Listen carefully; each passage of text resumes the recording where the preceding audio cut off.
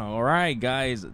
Amonos, dude. How are we doing today? This is another fucking episode of Amonos with Ricky Novea. This is episode 35, man. Yeah, we took a quick break. I was getting some shit in order because I got in a car accident. If you don't know about the car accident, you can listen to the new podcast, the Puro Podcast with Gil and I, and we talk about it then. And life was just lifing, and we're back, I got a very special guest. This was my homie, dude.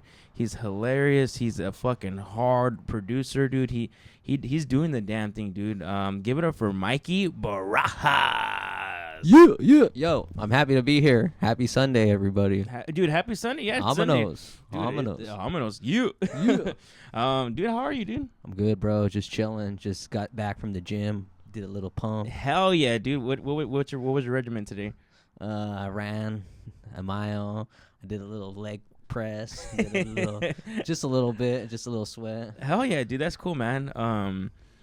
Do you ever get like shy going to the gym, or you just like fucking do your own thing? No, I just do my own thing. I put on sunglasses. You're that one guy at the gym that wears sunglasses, dude. There's some guy at the gym that I go to, bro. I don't know. At first, we were like, why is this fool fucking wearing sunglasses inside the gym, right? But they're like the seeing sunglasses, you know? And we're like, oh, this was just fucking, he can't see, he's blind, bro. So he fucking has to wear them to see in the gym. But it looks douchey, you know? It looks a little douchey. I have the little fake sunglasses. I go, call me little hater. Call me little hater. Shout out to little hater. Little hater. Oh, yeah, little hater. I know what you're talking about. Fuck yeah, dude. Oh, man, that's cool, dude. Fucking Mikey, dude. The first time we met was, where did we meet? At Guys Night last December. Oh, was it really? Yeah. Right? Yeah, it was Guys Night, huh? Yeah, we were on Guys Night's show together. Shout out to Guy shit, Rubin. dude. Yeah, that's right. I don't know why I thought it was at an open mic, but it was at Guys Night. We were on the same show. I think you seen me at Maxwell Farms' open mic, but our first official like where we met was at Guys Night. Yeah, because I was posted up and you came up and you like said what's up to me. Oh, okay, yeah, no, So okay, that makes sense. Yeah, we might have crossed paths in August, and then like we reconnected at Guys Night, like formally. You went up to me, and I remember you're like, oh, because you're cool with Danny too, and I remember at the time, and you're like, Danny's my boy, and I was like, Danny's my boy. And Guys Night is not a gay night, all right? It's a show produced by some guy named Guy and Guy Rubin. And yeah, it was one of the first shows that I was actually booked on. I had met that I met him at Fourth Wall, and then he told me like he wanted to put me on his show, which is funny because that fool was making fun of one of my homies like bad, bro. Like he was making fun of him bad, and then my friend too, he's a little awkward, so like. He's the reason why I got booked on Guys Night, so that's cool though. Yeah, dude, I remember that night. It was a pretty solid show, huh? No, yeah, that was good. And the one thing I remember too is like you showed me like love in the beginning, so that's the one thing I always remember with people, like first impressions, and you were always cool. You know, yeah, right dude. No, I try to keep it that way, especially like with people that like I fuck with. Like I fuck with you a lot. And there's a lot of comics that like, you know, I have a respect for. And I try to just, you know, be positive because there's a lot of negativity in this fucking comedy thing, you know. So I try to be as positive as I can with people, you know, because you just know what people are going through and shit, you know. No, yeah, I just like to treat people the way I want to be treated. Exactly. So I just go with the flow. I'm not trying to step on no one's toes. I'm just like, you know, Sorry, like just drop some shit real quick. I'm like, I just go with the flow. I'm like, hey, you know, like I'm just here. No, for real, dude, because space. There's some mean ass people in like the comedy. I know when like I first started, it took me a while to like kind of like be like accepted. You know what I mean? But you know, it's a thing that like we're like you have to kind of pass the probation, I guess. You know, because like a lot of comics say they want to be comics and then they stop like a month or two in, or you know, you got to pass the. I guess like the year mark or the 6 month mark, so you can start being cool with other comics and shit, you know. But yeah, no, you're always nice, dude, and you're always nice to a lot of people, which is fucking awesome because that's just your personality, dude. You show a lot of love too, like even posting stuff, right? Like you'll repost shit, like you'll try to help, you know, put people's faces out there too. You know, yeah, that's the way I want to. You know, I don't know. I feel like I like to share, and people's put in their effort, so like I like to. You know, genuinely share stuff that I think is cool. What made you want to get into comedy? You know what's crazy? I've always been a weird, bizarre kid my whole life. I've never thought I was funny. People always told me I was funny. I never believed it. My cousin was like, Mike, you should be a comedian. I'm like, me? Like, I've always been weird and strange and just myself. And, this was never in the cards for me. And, I've always loved Seinfeld my whole life. I've been a massive Seinfeld, Bobby Lee fan. Was obsessed with Mad TV in the 7th grade. Oh, dude, Mad TV was I grew up awesome, on Mad TV. I grew up on like David Spade, SNL. So I've always been hella into comedy. One of my favorite movies growing up was Screwed with Dave Chappelle and Norm Macdonald. So I always had like a kind of fucked up sense of humor. I was really weird. But I went through a relationship breakup in 2020, like almost 7 years. So, like, after that split, I was, like, really leaned on comedy. Yeah, I feel that. 100%. Yeah. You know, I really felt, like, alone, and I leaned on podcasts and YouTube, and I discovered Mark Norman in 2020, and I was just like, man, like, I thought he was, like, super funny, and I just became obsessed with his comedy, and Mark Norman made me want to do comedy, and because of him, I was inspired to start recording bits. Like, I was like, I want to be funny like Mark, because I see, like, what he does, and I just love going to comedy shows, and I love the whole atmosphere. I loved being there, and I just wanted to give back, and I just felt like YOLO. I didn't want to grow old and reflect and sit in my bed and be like, all almost withered and dead and be like, I should have fucking did it, you know? Like, I didn't want to grow old, you know? Hell yeah, dude. I know what you mean. I don't want to know what you mean you're just like, fuck, why didn't I try? And then just like, die and shit. Yeah.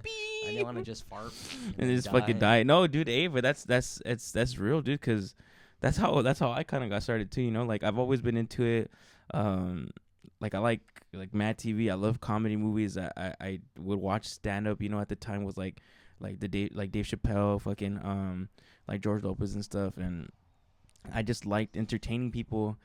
And literally when I split with my ex too, like, I was like, fuck it, I gotta try. And it took a while because obviously like COVID was around that time too, you know, so like you couldn't really go do mics, or I didn't really know about it.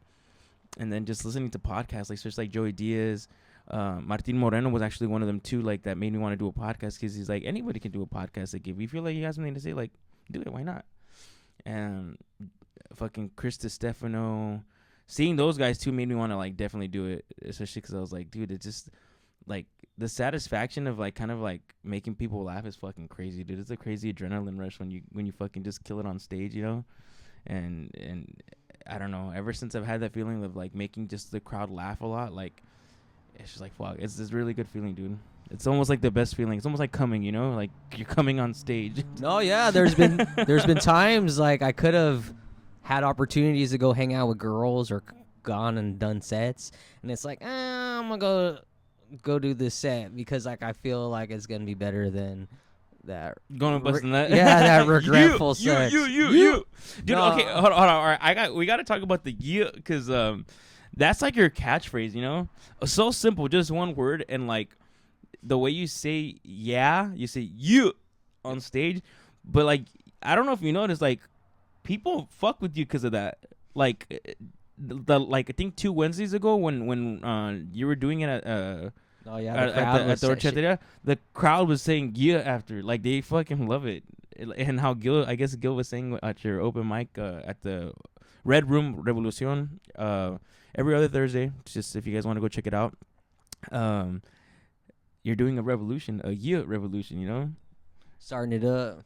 I don't know. It just kind of like, I don't know how it happened. I just started, I just stopped giving a fuck. Because when I started doing comedy, when I first started, I was like, I wouldn't say I was super scared, but like I would only go by my set. I wouldn't like venture off. Yeah, and try you new usually shit. start like that. So like now I'm just like, I don't care. I'm just like giving into the weird, and it's just like that's how I hype myself up. I'm like, yeah, dude. No.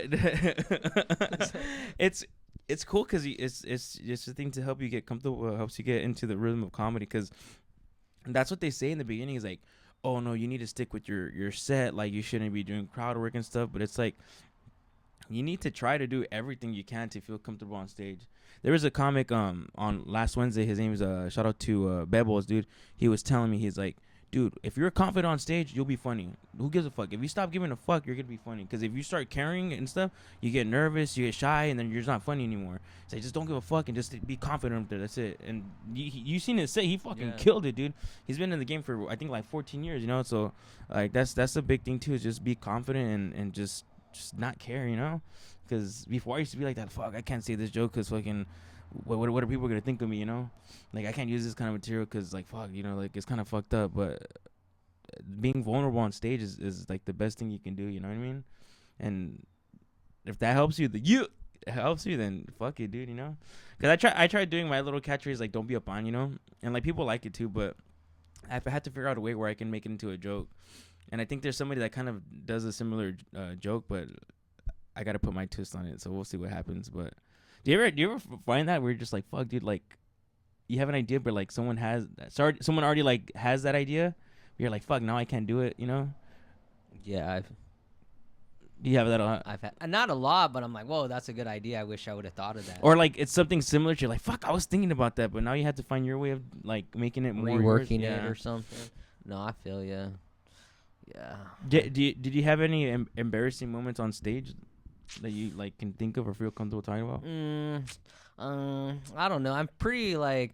There was one time at the Ontario Improv where I kind of had a brain fart. Like I feel confident that like majority of my sets like have been pretty good. Like that's why I'm happy that like all my sets like I don't know like I'm thankful stand up has been pretty easy for me. Like you know, I feel like I'm able just to kind of disconnect. But there was one time like I kind of forgot some of my set, and then like I jumped further down my set where it didn't make sense, but I was still able to kind of like maneuver it, and I was like, I had a Mitch McConnell moment, and you know, I was able to like, you know, it wasn't the roast battle, right? Or no, it was a different time. No, okay, yeah, it was a different time. Yeah, no, I think it's funny because like you have like I've had moments too where like I'm like, oh fuck, I did pretty good, and then like you just kind of like might fuck up a few times, but that's cool, man. Like usually like, the brain farts suck when you're on stage. You're like, fuck, I can't think of what I'm gonna say next, but then you have to kind of like not panic to figure out what you're gonna say next. Because I've had it where I panicked and I'm like, fuck, what am I gonna say? And then like luckily like my nervousness kind of came out funny, because if not I would have died on the stage, bro. You know what I mean? I feel you. And I'm always trying to try new things on stage and push it further than I went before, even if it's like a word or a syllable or switch it up. Like I always try to remix stuff. Like I'm able to like, if there's something current going on in the public where it's just like, oh, I could swap that out for this and make it more relevant and make it funnier, and that's a good thing. Revive it, you know, like, you know, that's what I do a lot of my stuff. Like I always try to remix my stuff and, you know, bring in a new tag, or, you know, like just be strange. Because me being vulnerable on stage, it recently, like not recently, but me and Rick, we did a outdoor punk show in July. Oh, dude, yeah, that was a real. Those were that one was fucking cool, bro. That shout out to Bonnie's Casket and Red Light Diner. Yeah, they're fucking cool, man. Yeah, man. Like they, the thing is, like I to some people we're like, you're gonna go do comedy at a backyard show, like what the fuck, like that's weird, like why would you do that? But it was fucking dope, bro, because everybody was engaged, everybody was like there to enjoy the comedy, you know, besides the music playing. I had so much fun, and I feel like I did pretty good that night too, and I think you did pretty good as well, even the other two comics that were on the little lineup, you know. Everybody did pretty well for that. And fuck it, dude. You gotta do comedy like at the most uncomfortable places, because that's gonna like build your like strength, you know, build your endurance of like doing comedy, you know. So when you do go to a comedy club, it'll be like hopefully easier, you know. Shout out to my boy Danny Two-Step. Yeah, Danny Two-Step. Because of that show, like I got like a really cool opportunity on that backyard show. I went like so vulnerable and so raw, where like I didn't even I was so degaff, and I was just acting like if I was in my car alone. I was just like, you know, like I didn't even care that the crowd was there, and I just fucking was just saying crazy shit, like real shit. And then afterwards, a producer came up to me. He's like, "Yo, bro, that was so cool." And because of that, I'm like producing a show at a festival for Magic Meow. So it's like, you know, it's like, I don't know, you just gotta be vulnerable and believe in yourself, dude, and like not hold back, because that day I was just like, I don't even like stuff that like I would, would have been scared about saying. I didn't even care. I went like full Ricky and took my shirt off. I'm taking my shirt off, dude. Yeah. I need to, okay. I like doing it, because it like, surprisingly, it gets the crowd fucking going, but I just don't want, Bert Kreischer does that shit, alright? So I can't, and like, I know some like comics told me like before, like, oh, is that like, you're doing Bert Kreischer or you're leaning into it or whatever. I'm like, bro, like, I just do it because like the crowd asked for it, and it's fucking funny, bro. It's like, funny. And the funny thing is like I work out, right, but I feel like I don't have like a nice body to be showing it off. But dude, a lot of the ladies fucking like it, dude. I don't know why, but dude, you're confident up there, bro. It's good. You're like, especially because I'm fucking hairy, bro. So they're just like, fuck yeah, dude. And I'm just like, whatever, dude. If the crowd asks for it, I'll do it. But like, I try not to do it all the time because it's like a crutch, you know what I mean? It's like a little crutch that you have to just fucking, oh, dude, they're not laughing. Take my shirt off, like. Remember at Chatterbox, we were outside and someone's like, I didn't recognize you without your shirt on. Yeah. It's like your nipples aren't out.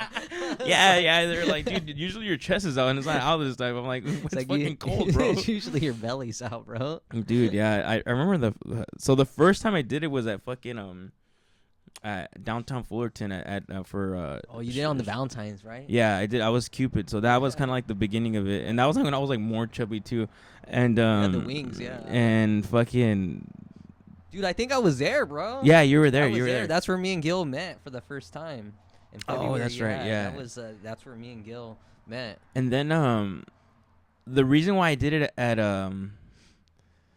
fucking Horchateria is because I was mimicking another comic, and this comic is like fucking, he's buff, he's ripped, he was talking about how he used to mow lawns and shit. So I was like making fun of him, I just like, oh, I can imagine this fool because he has long ass hair. So I was like trying to be all like Fabio and shit, like taking off my shirt, and the fucking people loved it, dude. I don't know, man. It's been a minute since I take my shirt off, and then the last time there was like 5 of us that had our shirts off. 6 guys. Dude, it's fucking Diddy party and fucking. It looked like fucking some Chippendales shit or Chatteria. It's fucking Thickendales, dude. Fucking all Thunder from Down Under, Paramount style. This is fucking hell yeah, dude. Imagine, dude. Hey, that's a good business fucking thing. I'm gonna have to tell Gil like, hey, dude, present it. Like the chicks, they dig the dad bods, Dude, surprisingly, yeah. Some of them really do, and some of them I don't yeah. know. Dude, it's weird right now. Like the whole like dating thing and shit. Like it's weird. Like. Women and men are into some weird shit right now, don't you think? Like the dad bod was really big, and then now I feel like it's like it's not really relevant anymore. No. So I don't even know why I'm working out anymore. Just work out and be healthy. Health is wealth, bro. You don't want to have no, a heart dude, for real, attack, man. No, yeah, like. Just do it for yourself, bro. Like that's what I do. It's will come. The one thing I learned when I was younger, like women, partners in general, people, they're like the city bus. They're gonna come, they're gonna go. Once they come, another one will be back around. That's 100% true. Yeah, like 100%. Seriously, like I ain't tripping. Yeah. Like I know I'm just waiting on Tesla to perfect their AI companion, and when the time has come, I'm gonna get a loan and I'm gonna get me like a nice Korean looking bot, with Raider traits. Yeah, dude, that joke is fucking hilarious. I like that joke. That one's a true one. I'm trying to think of another joke that you have. Not to blow up your material, but there's a few that you have that I'm like, dude, this is fucking killer. Like the one, you're like, rogue semen hit my eye. Yeah, that I was one. Fucking a fat bitch. There's no fat bitch. I lied. Honestly, that was my first bit that I ever recorded, that I ever wrote, that I ever was like, I think I got something here. Like the way it happened by accident too. Like my process is like I write now, but when I first started, I would record a lot, so I would just get like stoned and I would like freestyle. Basically, I would record and I would just started saying crazy shit, and I liked the stuff that I said. Yeah. And even Mark Norman heard that bit. I took a class with Mark Norman and I shared that rogue semen bit, and I made him laugh out loud. I did that at the beginning of my stand-up career, and once I heard him like laugh out loud, I was like, I feel like I got something, like, dude, and yeah, because like me, like I've talked about this before. Like writing is a little hard for me, but I feel like now that I kind of like slowed down for this year, I'm getting creative again. But like at first when you start, like you're not sure what to do, so like you don't really have like a I mean, there's like guides, guidebooks and all that shit that kind of help you. But at first you're like you don't really know what you're doing, and like the same thing with me. Like I would just kind of like say shit sometimes too. Like I remember I had like a long ass bit about me going to Everest College, and it was just long. It was too long, and then now that like I kind of like condensed it, and now I think about how I can do other bits with that too, because the whole Everest College thing was fucking crazy, dude. That whole college shit was fucking dumb as fuck, dude. Scam. Fucking Mikey, dude, and that Red Rüm when you and Danny Nixon do is tight, dude. It's a cool ass mic. You guys put a lot of work into it, and it's growing, it's growing pretty big. You guys are getting like a lot of well-known comics that come out to do some spots on it. Yeah. What's some of the like what's next for Red Rüm? Next year we're gonna do 2 shows or a mic and a show a month. So in January we're gonna start doing 2 a month. But that's the plan for right now. But December 27, I'm producing a solo show, Mikey and Friends. It's gonna be my 12th produced show of this year. Yeah. Like I produced a show with Rick at the beginning of the year with a producer that I don't really want to get into. Yeah. But that show that I produced was killer. That show, it was a good show. Yeah. And then that experience kind of like inspired me, made me want to like produce on my own. I was like, I could do this without this other person. So I went and like I wanted to enlist someone that I trust, someone that could help me out. And that's, like I love Danny. So I was like, bro, I have an opportunity. I have a spot. Help me. And, that's how it got started with the Red Rüm. But this show that I have going on the 27th, it's killer. I'm going to have nothing but killers on there. Rick's going to do a spot. My homie Gil's going to do a spot. It's going to be cool. It's going to be really cool. I don't know. I just want to create a vibe and environment that, like, it's like a party, like an atmosphere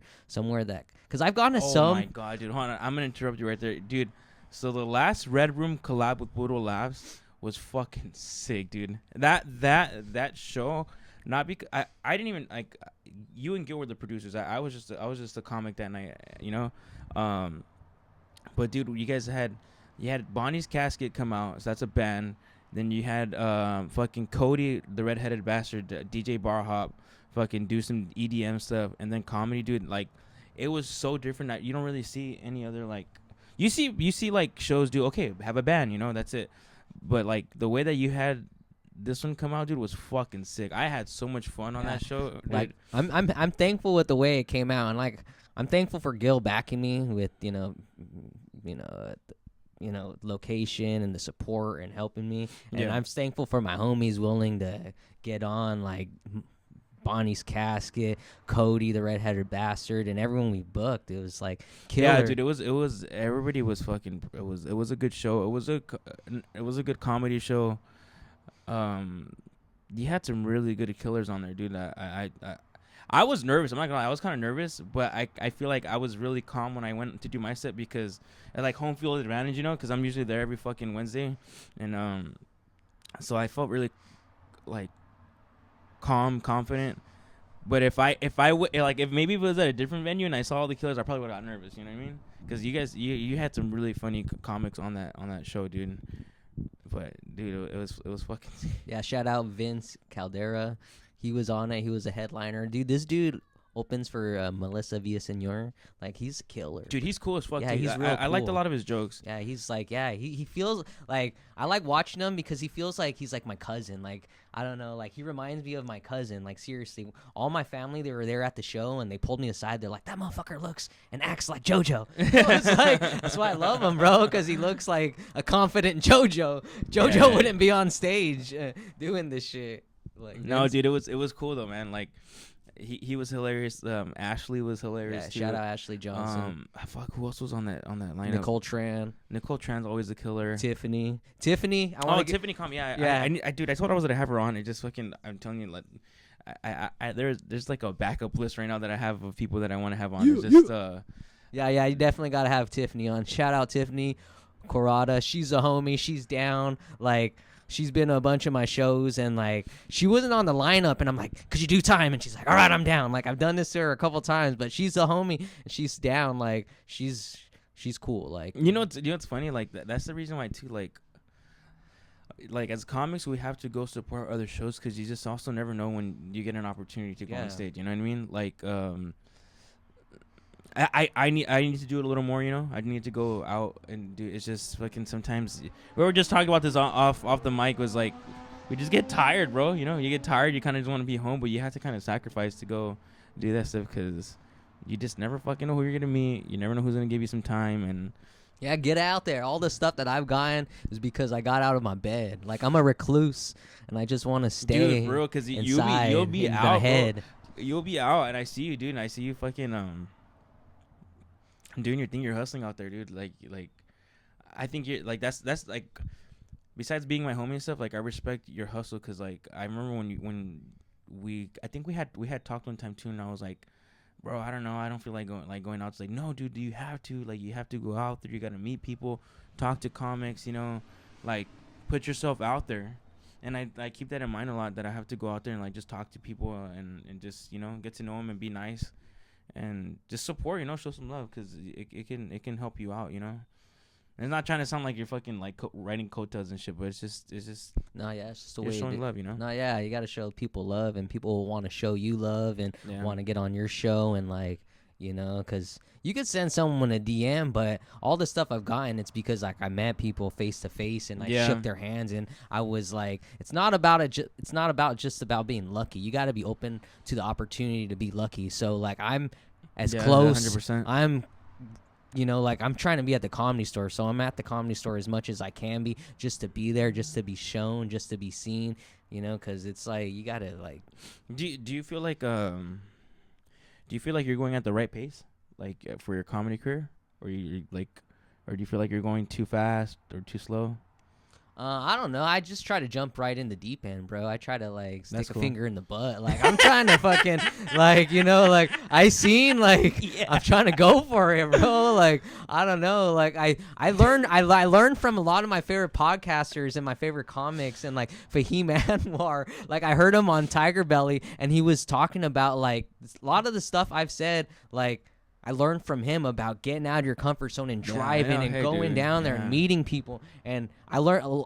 I'm thankful for Mark Norman. I want to give a shout out to Mark Norman. All the stuff I've done, it's like he helped me. Like listening to him, like you should subscribe to his podcast, the Patreon, because all the like it's been like so beneficial. It's been like a comedy college to me. Like it's like imagine listening to Kobe break down his like. How he's doing it. Mark's helped me out of so many slumps where it's like I almost gave up, and he's like, don't give up. You can rework this shit and just bring it back. And like hearing how he fucking goes into these slumps and how he comes out, and it's like I'm not alone, you know. No, dude, honestly that's a big thing, because sometimes even for me I'll be like, fuck man, like this is tough, dude. Like, you know, like sometimes like you'll get in your head, because like this comedy stuff is it's fucking hard, bro. It's hard, and it's like I feel like a lot of us comics, especially the people that I know, like they have those moments where like I gotta give up, you know. But then you're like battling, like, nah, dude, I love doing this because of getting the satisfaction of making people laugh and just like being out there, you know. But I think a lot of people don't realize that, you know, that if they're not comics, that there's a lot of self-doubt sometimes, you know. Because I get that a lot too. I'm like, dude, I'm not fucking funny. I don't have new material, and then. Fucking sometimes just going on stage and just like not caring, going back to it, you know, like not giving a fuck. You come up with new material, you know, like it's cool, and that's cool, like that, to know that you go through that too. Not because I'm not trying to sound fucked up, you know, but like because I think you're hilarious, bro, and the fact that like you have those moments too, like it makes me feel like I'm doing the right thing too, you know. Yeah, bro, for sure. You know, I've seen your progression. You've gotten way better from the first time I seen you. Like that's the one thing I like seeing too. Like I've seen some comics like a year ago compared to now. Like you know, like one of my homies, Storytime Jeremiah, when I first seen him, I was like, this dude's kind of crazy. Like, I don't know about him. But this dude. Jeremiah, yeah. Yeah, but he was just at the Red Rüm, and this dude killed it. And I went up to him like, bro, keep doing it, bro. Like that fool was something else sometimes, dude. He's a psycho, Dude, but yeah. he's getting better. No, yeah, because he's at the horchateria a lot, dude. And we hear him like... dude, I sometimes just go like this because I'm like, it's fucking crazy. But people love it, dude. People love the fact that there's some of the shit he says. And then I think feel like the way he kind of like is like a little awkward, you know? Yeah. It just helps a lot, man. Fucking Jeremiah, dude. I love that dude. He's crazy. Like, he killed it. He called this girl fucking Greta Thunberg. He's like, Greta Thunberg. I was like, what the heck? Dude, oh shit, that was my fucking dog. Scared me. I was like, what the fuck? Fucking Mikey, dude. Yeah, man. Could I talk about my comedy origin story? Yeah, dude. Talk about it. All right, so check it out. So, Mark Norman, he inspired me to start writing, to start wanting to pursue comedy. But at that time, I still had a lot of self-doubt in myself. Like, I had a couple bits how I would kind of I would share my bits with my homies, my family members. I was like, "Is this funny? Does this?" That's sound crazy. Cool? You shared your like your bits with your family. Yeah, I shared my rope semen bit with my dad. I was like, "Is this funny, Dad?" He's like, "You're twisted." I shared it with everyone. My daddy. No, yeah, but I shared a lot. Like for 6 months, I shared my audio clips with family members. I was like, "Does this sound weird? Is this funny?" They're like, I don't know." So I started recording in January of 2022. For 6 months, I was kind of like not serious about it. I was like, I don't know if I should do it. I don't know if I should do it or not. And then in June of 2022, I went to a Tiger Belly live podcast show. Hell yeah, Tiger Belly, dude. Yeah, uh-huh. So I went to this Tiger Belly live podcast. And that night changed my life forever because they had pre-selected contestants the whole night. But for the finale, Bob, he's like, all right, I'm going to go into the crowd and I'm going to pick my final partner. He goes into the crowd, and guess who he chooses, bro? He picked you. He picked me out of 1,600 people. Everyone's like, Bob, pick me. He's like running. I'm like, yo. He's like, that's my fucking guy. He runs up, he like grabs me, and like he like, you know, like he's like, all right, I'm gonna take you on stage. But that night he brought me on stage, and like there was like an awakening, bro. I felt like I was dead, going into the Lazarus pit, being resurrected, bro. I was like, ah. And like after that night on the drive home, I was like, I'm gonna fucking go full throttle, bro, and start recording. So for the next 6 months, that happened in June, bro. For the next 6 months, I recorded more and more bits until I felt like I had like a semi-decent 5-minute set. And then I took a comedy class because I learned from Andrew Schultz. I heard Andrew Schultz say like how he got into comedy was he took a comedy class. I heard Taylor Thompson say she took a comedy class. I heard other comics like Jessica Kirsten, people that I respect and look up to, they talked about taking a comedy class. So I'm like, dude, okay, so I took a comedy class too, and I think it helps you. It like some people like talk bad about it, you know, but like you gotta invest in yourself, you know what I mean? Like buy fucking comedy books. I have a fucking comedy book that I haven't finished fucking reading. What that's just me because I'm fucking dumb. But I took the comedy class, and that helped out a lot because it kind of made me understand joke writing a little bit more, but it helped me more for doing act outs. Like that instructor was like, in every sentence or every material you have, there's an act out. Either it's changing your voice, it's either fucking doing like the movement, face expressions. It's like little shit like that can get a laugh if it's an okay joke, you know. So like it's because I feel like a lot of comics like that start off or like still kind of in the same like experience that we have. They kind of like they try to do what their favorite comic does, like, and they just don't understand that there's more to it, you know what I mean? Like there's other things that you can do. Like some people really just try just using like the words, you know, but they're not changing the way they sound. They're not really like doing the act outs, you know, and there's like more they can do with it. But all right, sorry, I wouldn't mean to interrupt, but keep continuing. So you went to Tiger Belly, he picked you, and then you took the class. So yeah, I took a shout out to the Comedy Chatel. I seen that they had like a class. I was like, fuck it, I'm gonna sign up because I thought it was worth it because it was like $250 or something. That's not that bad. Yeah, not that bad because you got 4 weeks And then 4 weeks of a class. Every Tuesday, I would drive down to LA from 7 to 10. I live in Orange County. Yeah, it's I live in Orange County, and I work at 4 in the morning. So I would fucking drive all the way down there every week. But at the 5th week, I got booked on a showcase. So I'm glad that I did it because, you know, I took 2 months of that course. And because of the Comedy Chateau, I met a lot of people, which helped me, like, get to where I'm at now. Yeah, that's kind of like, bro, I fucking drove all the way to Temecula for fucking my showcase because, like, I saw a post that they had on Facebook, and I was like, fuck, it's a workshop, it's free, so fucking might as well go, but it's, like, kind of for you to do the actual, the class, and I drove 4 Sundays all the way to Temecula to do the class, bro. And obviously there were fucking closer ones that I could have done, you know, but, like, dude, that's how the stars aligned, you know. And then they did a showcase, you know. They did a showcase at a theater, and which is fucking sick, bro. And like I fucking killed it, dude. And I was just like, it was a crazy feeling because it was a theater, and then also because what the fuck? Wow. No manches, tío. This is Mikey. Hola. ¿Qué onda, tío? ¿Cómo andamos? Aquí haciendo el podcast. Sí, güey, no mames, güey, ya te iba a echar bronca, güey, no mames. ¿Tienes el dado ese para sacar los filtros de aceite? Sí, está, ya, chequen dentro, ahí está el, ¿cómo se llama? Ya. ¿Cómo andan, bien? Bien, sí. Está en su cuarto. ¿Pasó? Sí. This motherfucker, I was about to start. You see my face like, what the fuck, dude? Oh, man. Shout out to my tío. My tío. Shout out to my fucking tío, crazy ass fool. This is asking for tools, dude. Just fucking asking for fucking tools. But the way he came in, I was like, what the fuck, bro?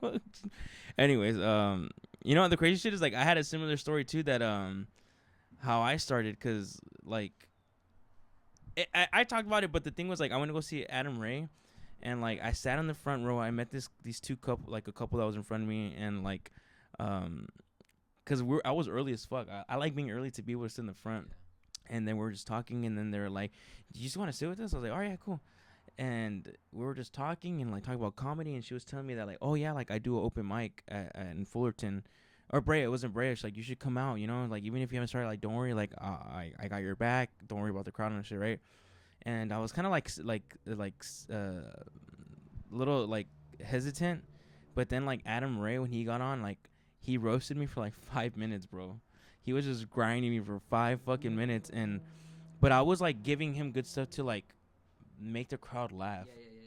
You're being a good sport. Yeah, I was being a good sport, but also was like, I'm like, oh, I'm part of the show. I'm helping. Obviously, he is he's great at doing Adam comedy. Ray's one of but the like, goats. like the fact that like I was kind of helping some of these bits like be funny. I was like, fuck yeah, dude. Like that's the best feeling. That's the best. It was the best feeling, and then I talked to him after, and he was just like, he was really cool, and I didn't tell him anything, you know, but I was like in my mind, and I remember driving back home too. I was like, I'm gonna continue doing comedy. Like I got to start doing comedy because this is fucking great. Like this feeling was fucking awesome. I don't remember if like that I had already started doing open mics at the time, or like I hadn't started yet. It's fucking a while ago, but it made me get that feeling where I'm like, oh, dude, like this is fucking tight, dude. Like I'm hoping maybe like in the next 2 years I can do a spot at Brea Improv, because that's where I first started watching comedy, you know. Bro, you definitely can. You're funny. Just like I said, we gotta start getting out more. Yeah. I know people who aren't even really that funny, who are obsessed, but just get out there and they're meeting motherfuckers. They're meeting and people. Those motherfuckers are putting them up. So it's just like sometimes obsession. Like, I'm not saying beats talent, but people who are, like, fucking crazy obsessed who just go out there and just, yeah, like, no, it's 100%. You gotta be cool, but people who are cool, you know, you gotta be cool, some of these comics, and they'll put you on. You know, it's like. Yeah, no, dude, no, it's true. And I gotta be, like. You will be up there, yeah, bro. Like, I think we will. I think we will, honestly. Like, it's just, everything. And also, I also believe, too, like, everything's kind of at its own pace, you know? Yeah, like, bro. everything that, like, I can't force. Everyone's race is different. Yeah. Bro. Like, that's the one thing I realized too. Like I'm only person I'm trying to be better than is me from yesterday. Hell yeah, that's like, cool, dude. I'm not that's like cool. in no competition with no one. I'm just trying to like do this shit for me. I'm trying to make cool shows to put on comics that like I admire, that I want to work with my homies, to have a cool atmosphere so we could have fun and just like give back. And you know, no, like, dude, 100%, man. Cause like, yeah, like, and especially if you have that attitude where you're just kind of like, I'm competing with myself. Like it leaves you like, I don't know. It gives you such a positivity, you know, and it gives you more like you grow more than like, oh, why is this person like, why are people laughing at this fool's joke, you know? Because there's some comics that say some stupid shit, and it's just like, how do they get that laughter, you know? But it's just they're doing their own thing, you know.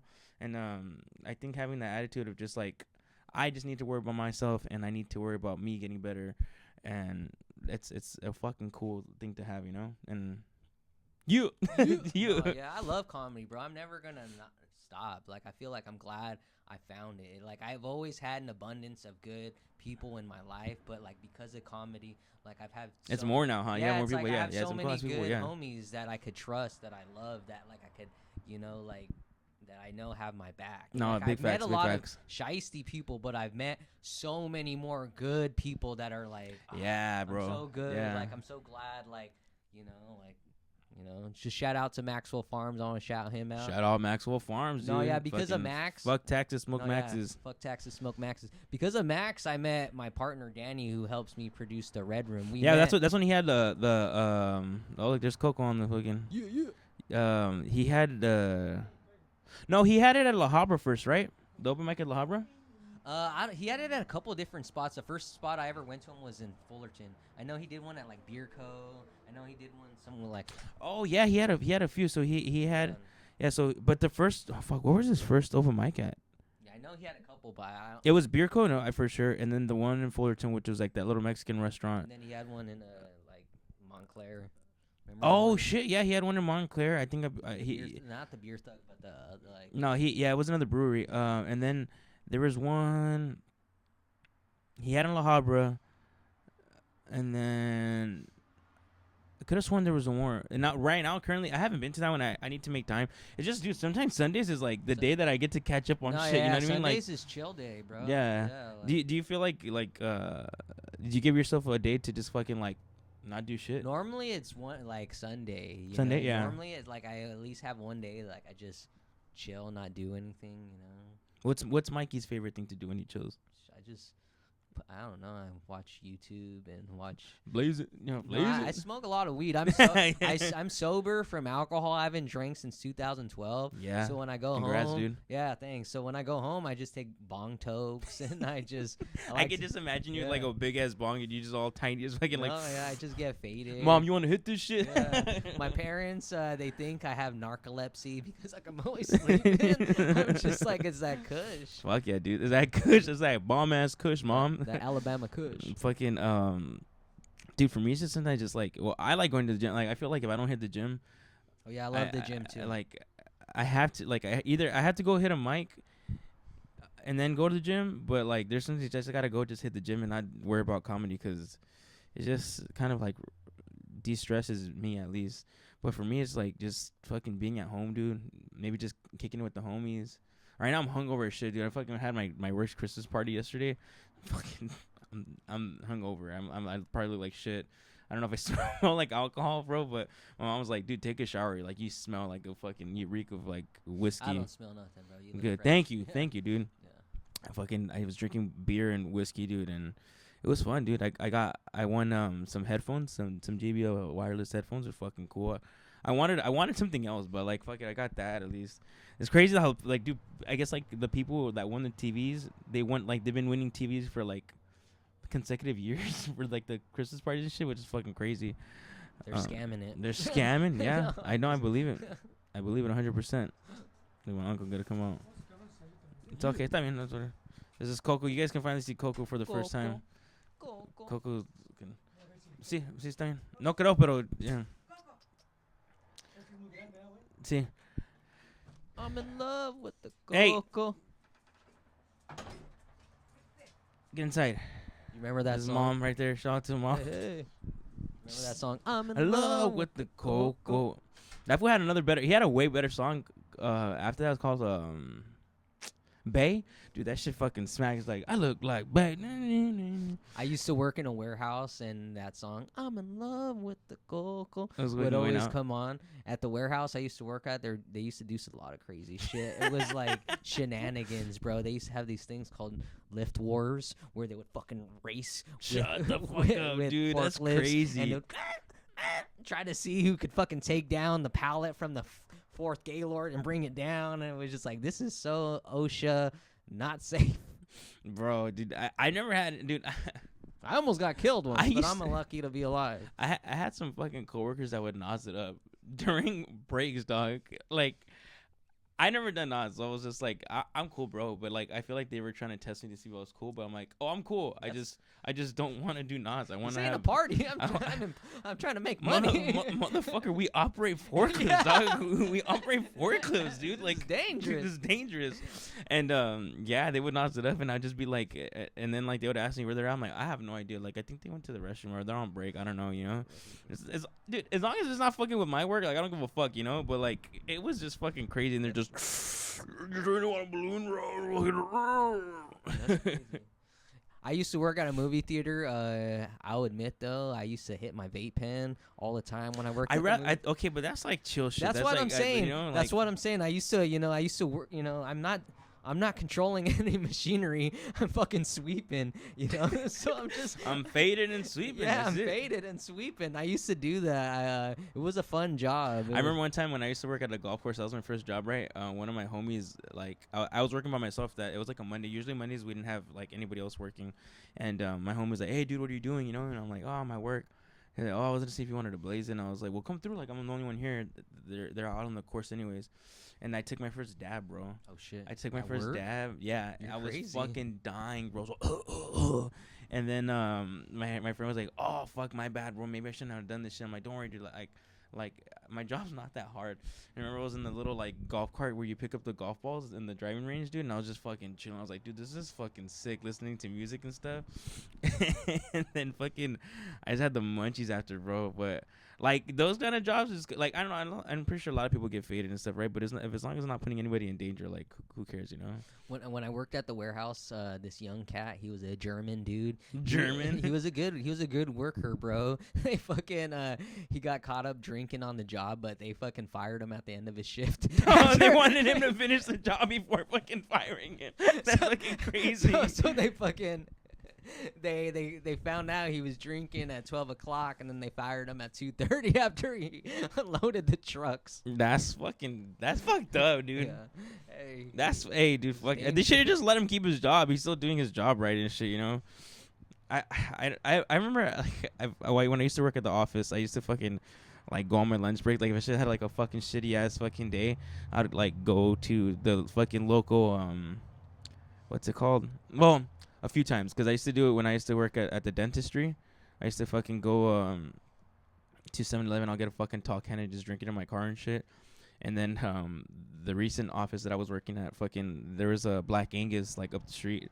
So when I was just like fucking tired of their shit, I'd go and like have a couple whiskeys and then fucking come back, dude. That's funny.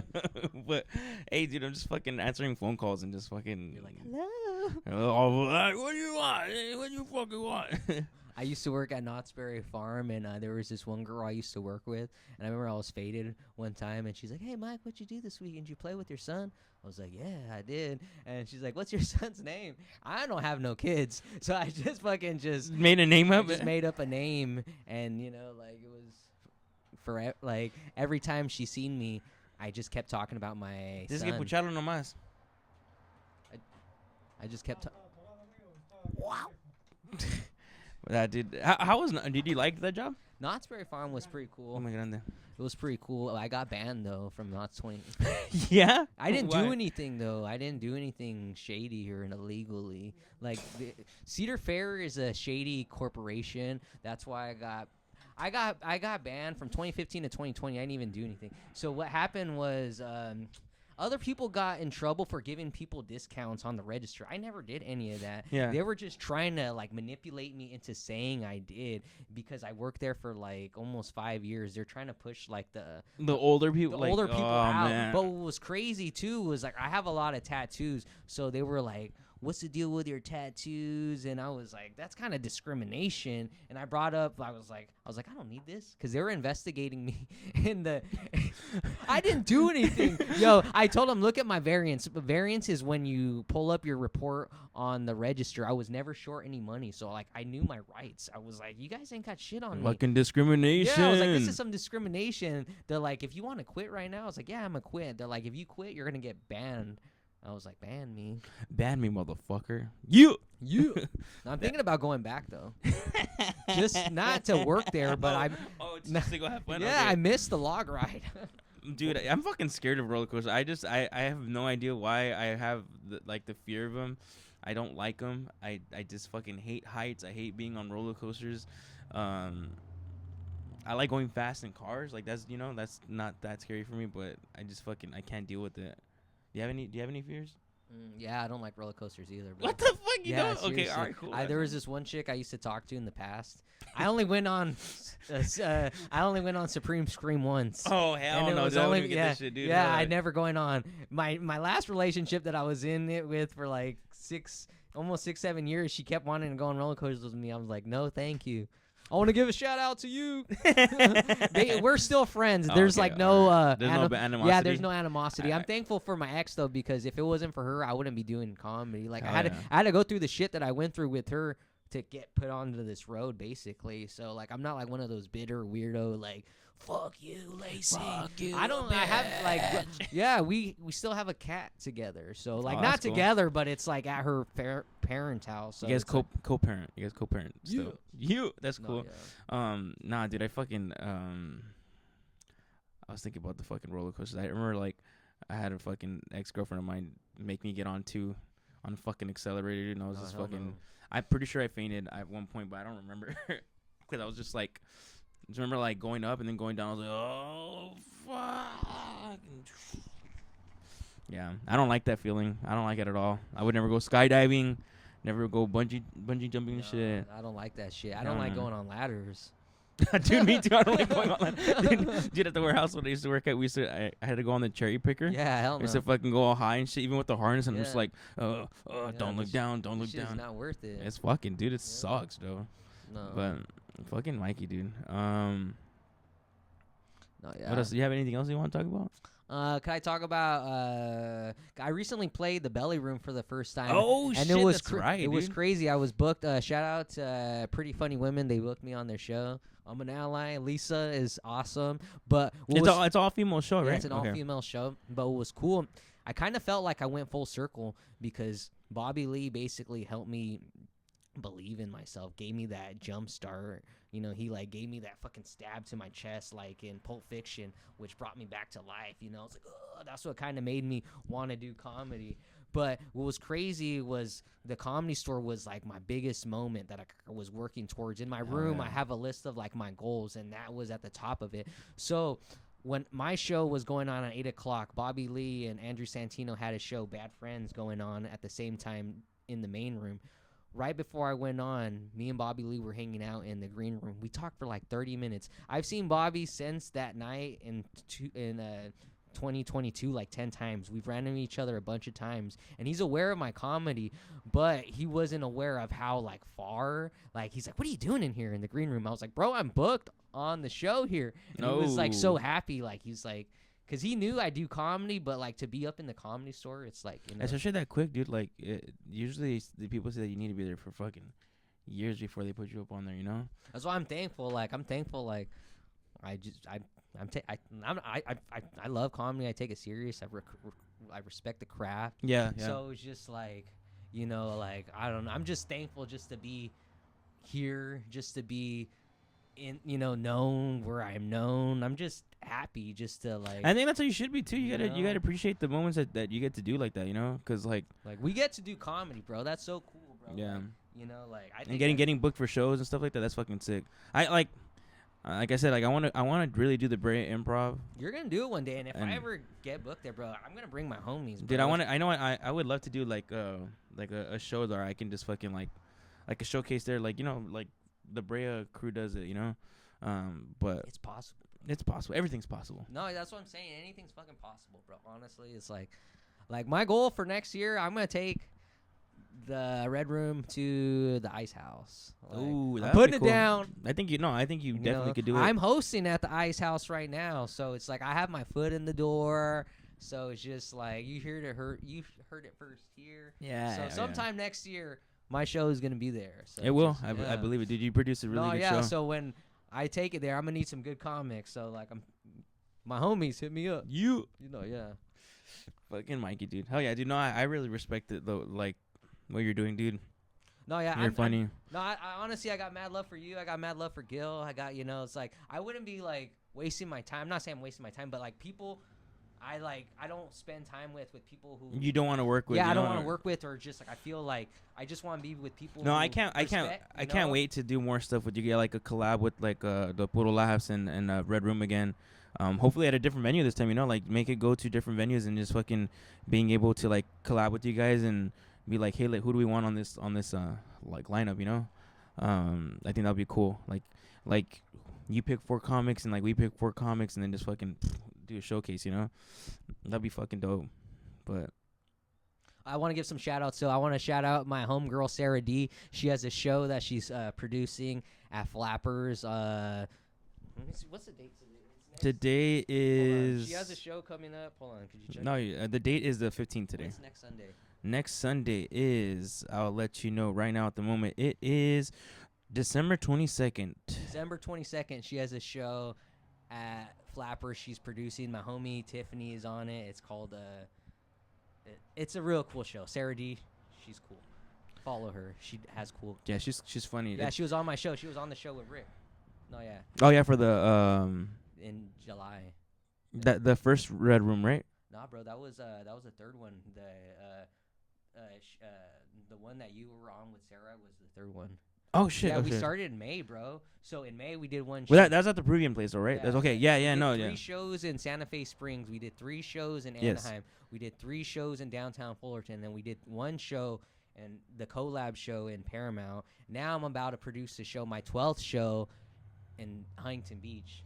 Fuck yeah, the 27th. So if you guys aren't doing anything that day, come out. It's gonna be a free show. Rick's on it. I got like a secret headliner that I can't announce yet. Yeah, not yet. Not Don't yet, do it, but dude. Don't do it. Yeah, I can't announce it yet, but pull up. It's gonna be crazy. Like this dude plays at the Comedy Store. This dude's a world headliner, bro. Yeah, like, he's cool. He's cool. He's nice with it. So. No, yeah. So. But yeah, Mikey. Before we end, is there any positive messages that you want to give out to the listeners? I just want to say, believe in yourself.